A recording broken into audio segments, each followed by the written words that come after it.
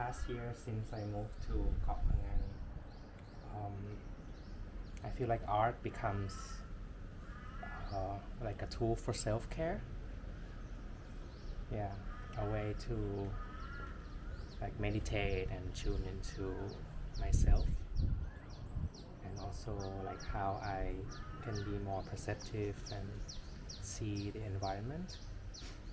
Um, since I graduated from school, I've been living in Bangkok, which is like a very busy city life, and I feel like most of the time of my life was spent on catching up and responding to the needs of society.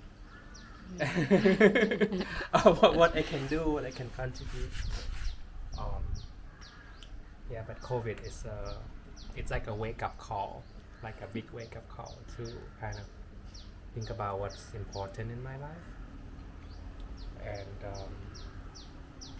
yeah, to care for others. It's about also like listening to myself more. Yeah, and for me, contact improvisation has been like a big part of my life, and it happened quite late in my like education that I discovered dance and movements. I had a background in science, in physics, and I went to like really fancy school in the US, like very different from my upbringing. And then I realized like dancing is like coming back home to my body again, and it helped me ground and prepare myself to be ready in challenging situations. Um, and I see myself um, not much as an artist, as like a profession, like making a living. I did not force or tell myself I have to make a living with art. But I see my values or like my purpose more as a learner, and how I stay curious and have like will for a living, and share that with others when there is time and when there's opportunity. It's something that's make me happy. I can share sometimes, and because of sort of that way of life has kind of shaped me for like this 37 years now. Yeah, especially the past 10 years, I feel like I have grown a lot from interacting with different people. Like when I moved back to Thailand, I knew I wanted to continue dancing. But when I first moved, there was not so much space for contemporary dancers, or especially somatics was a very new concept. When I moved, like nobody really know much about it, and it's like purely my passion, to my craziness, to of wanting to like keep the practice, and having this open-minded community of people around me that inspired me to make space. And the first few years was quite it was exhausting. It was fun, it was really fun, like for sure, but it was very exhausting. But then like at some point, like once I start to gather and meet new people, I started to see more opportunities, not just like making art for display, like not just like making a piece in the theater and having audience coming to see, but also how the work, the practice, the body practice itself can become supportive of people's life. Like I found myself in interesting places of sharing CI. Actually, kind of unusual.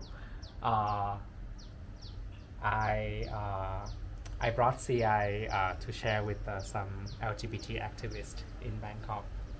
So they're actually like facilitators who wants to kind of bring in ideas and new ideas and perception about gender awareness um, and social movements to empower young children also and how we can care for each other more.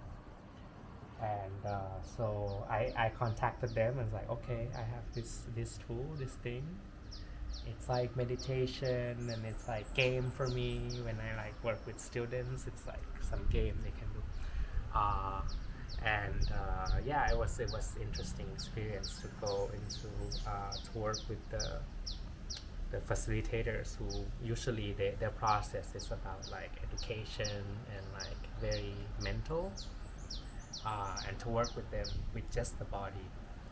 And there's a lot of consent issues, the consent-based um, issues in CI, and the seniority in Thailand is like very strong.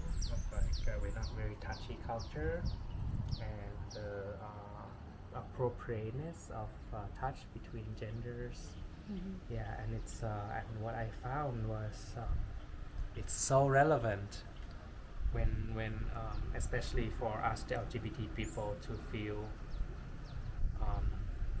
not trusting or not brave to not feel encouraged to share our sexuality or identity or like part which is like a big part of our life, and it permeates through like the way we touch, the way we feel when someone touches us.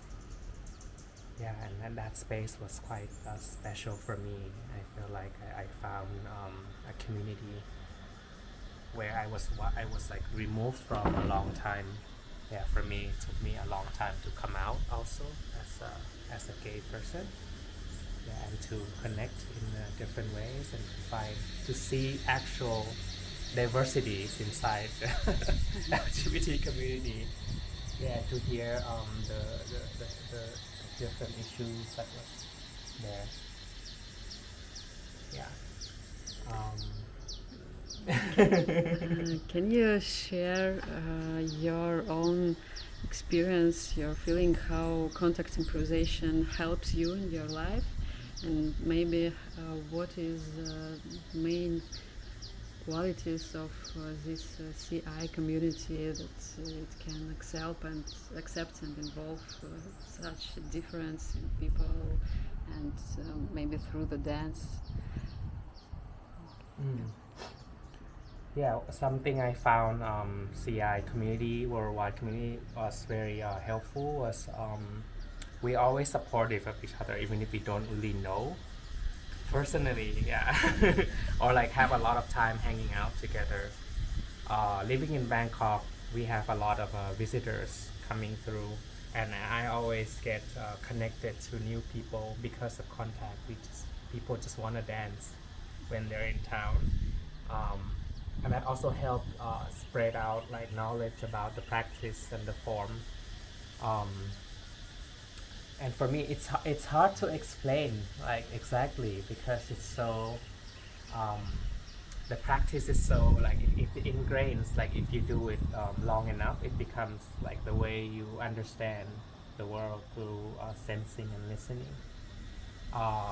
But maybe to give a concrete example, I use CI a lot in my teaching at university with young people. Like I never learned how to teach. I just learned the academic like subjects, and when I first like start the job, it was like I just had no clue like how people learn, like how other people learn, beside me learning for myself, and CI open up this new way of everybody can learn and has something to contribute, and learning itself is cultural. experience. It's a community experience. So having that space of listening, of sharing, of harvesting, and also build or like giving experience inside the class is so important, and that's something I learned from CI for sure. So like CI education and embodiment somatic as a whole experience, not just like reading the books and like I understand this, but you can really feel it in your body, and that's kind of the thinking, the methodology that I have learned from CI and applied to my work. And for my personal life, I think when it becomes very relevant, this whole embodiment practice to my life, when it comes to issues about relationship, for example, or like in my family, I felt like I had some I previously had some walls with my parents also, because a lot of the way like we live together, there's always some kind of something you don't like about each other. It's like kind of so common, um, and because we so close that we always like put a face towards each other instead of kind of being so honest. And CI helped me become authentic, and I kind of know when I do that to my mom. And over time, like I feel like we grown closer and more honest and more authentic towards each other. We could express more our emotions, whereas before it's always a bit like kind of awkward and yeah, and yeah, it helps. It definitely helps with my relationship to find a way to communicate in a more caring way, like a soft skills that we learned from the dance floor. Um, and I guess the last example is when I like find myself in difficult situations, like some, what's it called, like when I don't like about my life, like we always have that moment, right? It's like, oh, I'm stuck in this job that like I feel so unmotivated to get up and do it. Like, why am I doing it? Um, and I wouldn't have realized that. And I wouldn't have realized, I wouldn't have become aware of if something is detrimental to myself, like emotionally, mentally, without this embodied awareness, yeah, from the practice. And there's a concept in CI that say we are always in. It's like in a relationship or in a situation, we are always connected in some way, and it doesn't mean that like when I don't like something or when something doesn't serve me, I have to go away and escape. But I can face it. I can be honest about it, and I can try to resolve the situation, the issue. Yeah.